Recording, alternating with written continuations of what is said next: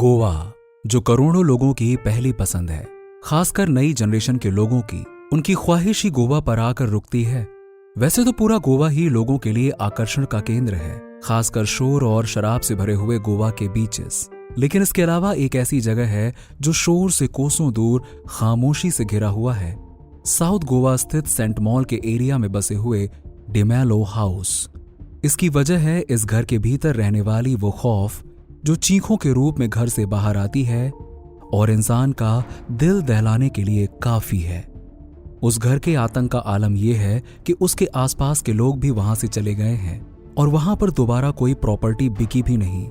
जो लोग कभी कभार वहां से गुजरते हैं वो बताते हैं कि उस घर में चीखने चिल्लाने की आवाज, चीजों को बाहर फेंकने की आवाज, चीजों के टूटने की आवाज आती रहती है।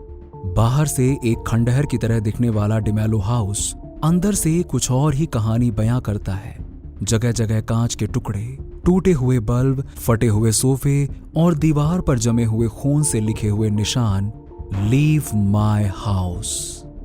एक दिन उस घर से बहुत जोरों से चीखने चिल्लाने की आवाज आ रही थी। उन दोनों ने एक दूसरे का कॉलर पकड़ा हुआ था और लगभग घसीटते हुए दोनों सीढ़ियों से नीचे उतर रहे थे। पीटर ने थॉमस को धक्का देते हुए कहा, ये क्या कर रहा तुम, हमको छोड़ो। थॉमस बोला, तुमको तुम्हारा औकात दिखाने ले जा रहा है। तुम्हारा कोई हिस्सा नहीं इस घर पे। अभी तक तुमको घर पे रहने दिया, एहसान किया, अब निकलो हमारे घर से। पीटर गुस्से में आगे आया और उसने थॉमस को पीछे की तरफ धक्का दिया और बोला, तुम अपनी औकात में रहो। ये पूरा घर मेरे फादर ने मेरे नाम किया है। अरे तुम कौन होता है हमको यहाँ से निकालने वाला? ये घर हमारा है और हम इसको लेकर रहेगा।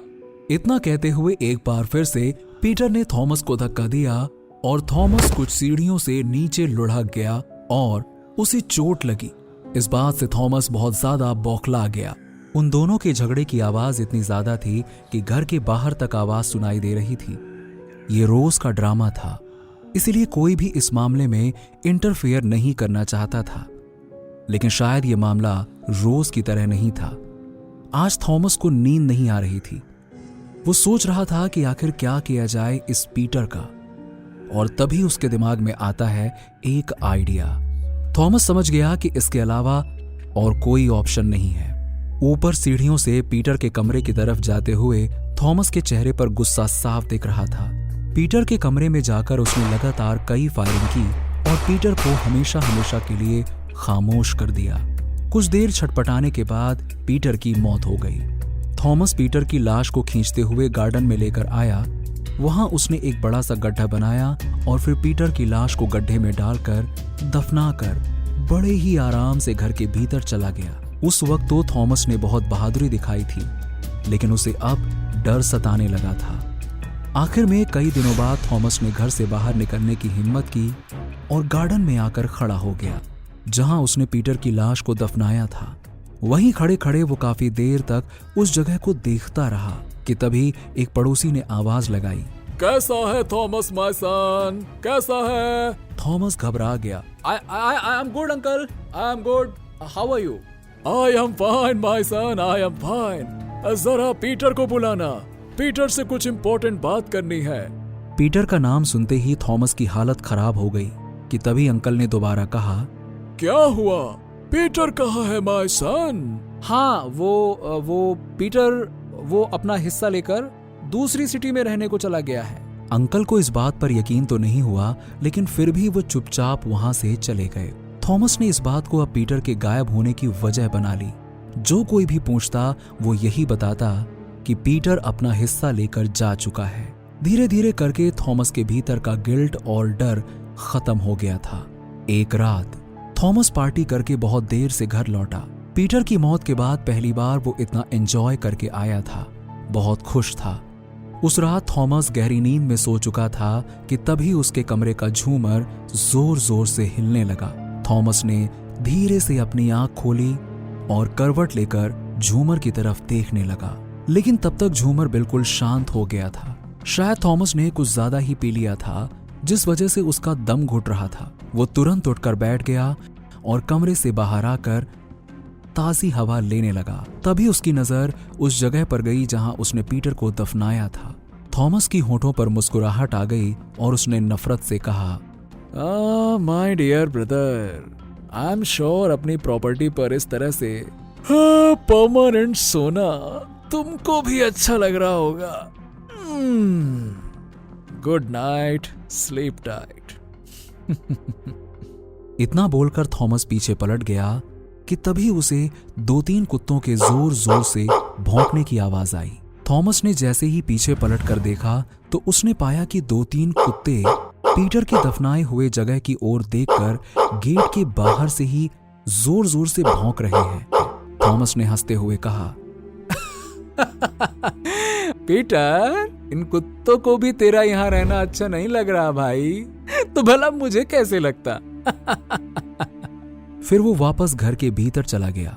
थॉमस के वहां से जाते ही वो कुत्ते धीरे धीरे रोते हुए बिल्कुल खामोश हो गए और आसपास की झाड़ियों में छुप गए, लेकिन लगातार वो अभी भी लाश वाली जगह की तरफ देख रहे थे कि तभी धीरे धीरे वहां की मिट्टी में दरार आने लगी और एकदम से जोर से विस्फोट हुआ और 2 खून से सने हुए हाथ भीतर से बाहर निकले।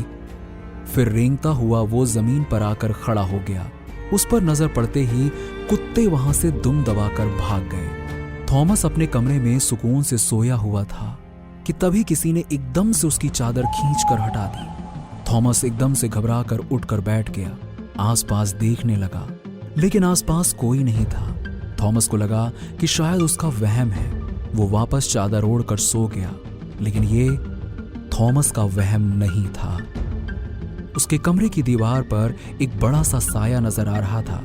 धीरे धीरे करके दीवारों में दरारें आनी शुरू होने लगी, लेकिन हैरानी की बात थी कि थॉमस को कुछ सुनाई ही नहीं दे रहा था। घर का एक एक सामान टूट रहा था, कांच बिखर रहा था, दरवाजे खिड़कियां टूट रही थी, पर इन सब से बेखबर थॉमस गहरी नींद में सोया हुआ था। अगली सुबह जब थॉमस उठा तो उसके होश उड़ गए। उसकी नजर अपने बेड के सामने वाले दीवार पर पड़ी, जहां पर खून से लिखा हुआ था, leave my house else die. ये देखकर थॉमस डर के मारे जहां था वहीं जमा रह गया। फिर एकदम से उठा और पीटर के कमरे की तरफ भागा और साथ में थॉमस बोल रहा था, इट्स नॉट पॉसिबल, ये तो पीटर की हैंडराइटिंग है। ये पीटर कैसे आ सकता है? घर की हालत और वो लिखावट दोनों ने मिलकर थॉमस को बहुत बड़ा शॉक दिया था। जैसे ही थॉमस पीटर के कमरे में पहुंचा और वहां उसे एक और बड़ा झटका मिला। थॉमस ने देखा कि पीटर का कमरा बिल्कुल साफ सुथरा और वेल मैनेज तरीके से है। कमरे के लाइट्स ऑन है, पंखा चल रहा है। कमरे में पहुंचते ही थॉमस को तेज ठंड का एहसास हुआ।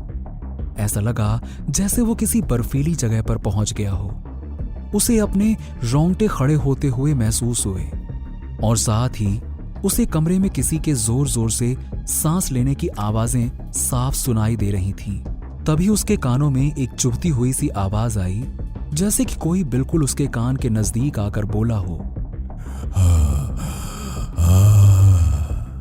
मैं वापस आ गया हूं अपनी प्रॉपर्टी लेने के लिए, माय डियर ब्रदर। इतना कहने के बाद उस आवाज में गुर्राहट महसूस होने लगी। थॉमस के पैर डर के मारे कांपने लगे। उसने धीरे से गर्दन को पीछे करके देखा तो पीछे कोई नजर नहीं आया। थॉमस तेजी से वहां से भागा और नीचे आकर अपने कमरे में छुपकर बैठ गया, लेकिन वही आवाज उसके कानों में फिर से सुनाई दी।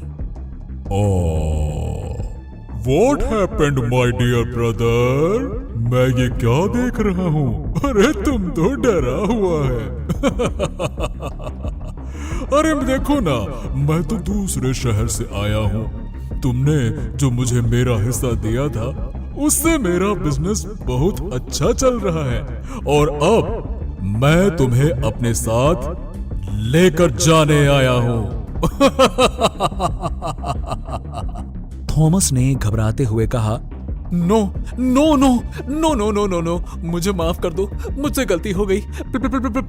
प्लीज मुझे माफ कर दो, मुझे माफ कर दो, मेरे से गलती हो गया, प्लीज मुझे माफ कर दो। पीटर की गुर्राती आवाज आई, नो,